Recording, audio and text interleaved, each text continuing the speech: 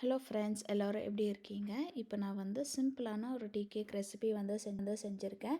அதுக்கு என்னென்ன ingredients use பண்ணியிருக்கேன்னா, பட்டர் வந்து 60 கிராம், சுகர் வந்து 60 கிராம்ஸ். இது ரெண்டுமே ஒரு 3 மினிட்ஸ் நல்லா பீட் பண்ணி எடுத்துட்டு, அதுக்கப்புறம் ஒரு எக் ஆட் பண்ணியிருக்கேன். அதையும் வந்து ஒரு 3 மினிட்ஸ் நல்லா பீட் பண்ணி, அது கூட வெண்ணிலா எசன்ஸ் வந்து 5 கிராம்ஸ் ஆட் பண்ணியிருக்கேன். அதையும் வந்து ஒரு 3 மினிட்ஸ் நல்லா பீட் பண்ணிவிட்டு, அது கூட மைதா வந்து 60 கிராம்ஸ் அண்ட் பேக்கிங் பவுடர் வந்து 2 கிராம்ஸ் ஆட் பண்ணியிருக்கேன்.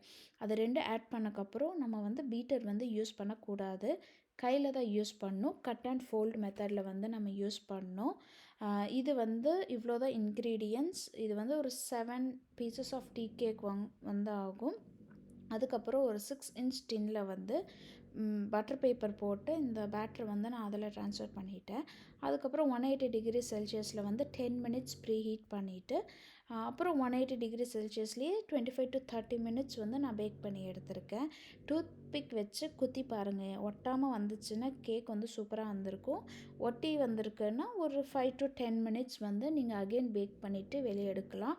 வெளியே எடுத்தோன்னே நீங்கள் கட் பண்ண வேண்டாம். ஃபுல்லாக ஆறட்டும்.